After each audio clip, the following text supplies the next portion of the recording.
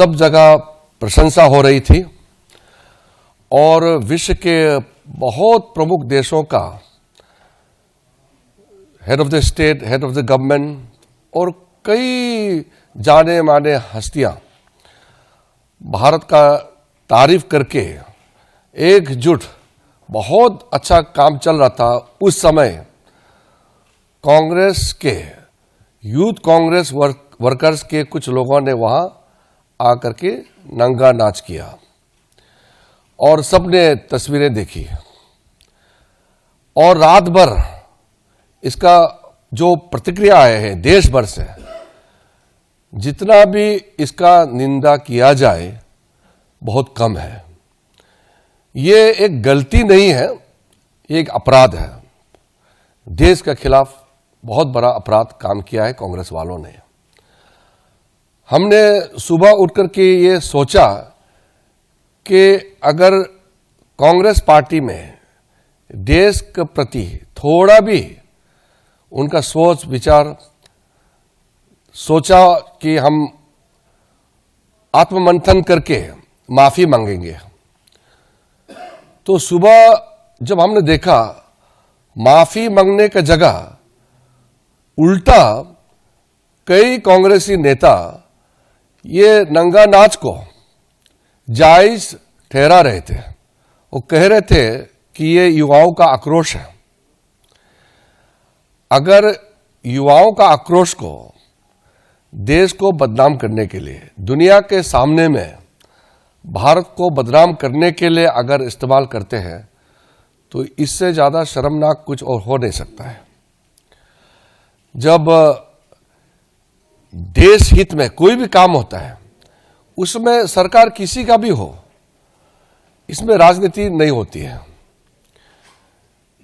और जब देश का प्रतिनिधि करता है उसमें राजनीति बिल्कुल नहीं होती है। यूनाइटेड नेशन में या किसी भी देश में जब कोई भी किसी भी दल के हो, किसी भी वर्ग के, जब भारत के ऑफिशियल रिप्रेजेंटेटिव होता है तो देश को ले जाते हैं और देश के लिए बोलते हैं। उसमें कोई आपस में तू मैं करने का कोई जगह नहीं होते हैं। लेकिन कुछ समय से हम देख रहे हैं कि कांग्रेस का हताशा, क्योंकि वो चुनाव नहीं जीत पाते हैं, लोगों को भरोसा प्राप्त नहीं कर पा रहे हैं, अब ये देश का खिलाफ बन गए हैं।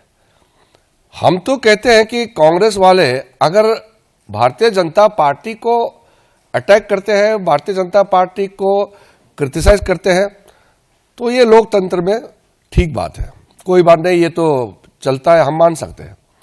थोड़ा भाषा का मर्यादा रखें और सरकार के नीति के खिलाफ भी अगर कुछ बोलते हैं तो वो बोलने का आजादी है।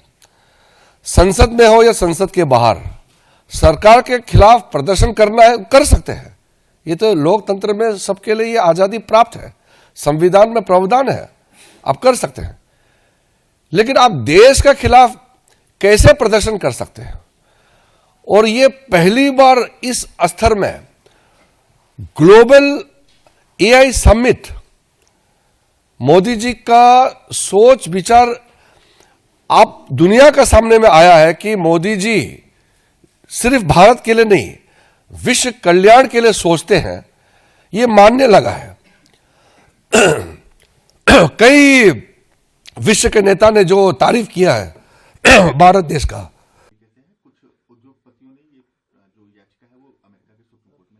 देखिए, कायदे से ये सवाल तो हमारे प्रधानमंत्री जी के पास जाना चाहिए था। बहुत धुंध है क्लेम काउंटर क्लेम तमाम चीजों में।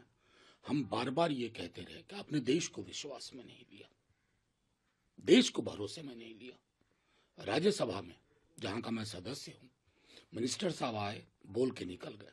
क्लैरिफिकेशन जो कि परंपरा रही है राज्यसभा की, किस बात की पर्दादारी है? और नतीजे में देखिए कितने कॉन्फ्लिक्टिंग व्यूज और न्यूज आ रहे हैं।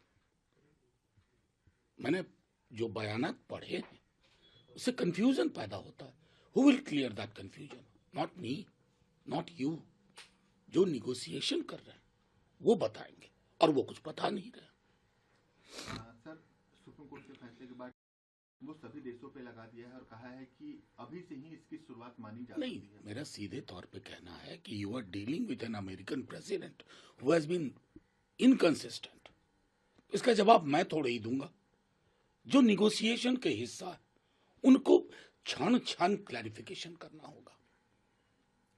आप अलाउ कर रहे हैं धुंध को, उससे और कंफ्यूजन पैदा हो रहा है।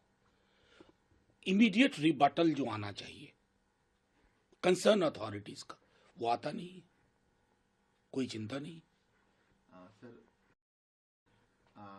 सर यूथ कांग्रेस ने कल एआई इम्पैक्ट समिट में शर्टलेस जो प्रदर्शन किया उसमें प्रधानमंत्री नरेंद्र मोदी के खिलाफ भी उसमें नारेबाजी लगाई गई, उन्हें इन कंपोनेंट भी बताया गया। नहीं, देखिए, मैं सीधे तौर पे कहता हूं, कल भी कहा था, इस देश के ग्रीवांसेस वाजिब हैं अमेरिकन डील को लेकर के, उस फाइल को लेकर के जिसकी वजह से दुनिया में इस्तीफे हो रहे हैं।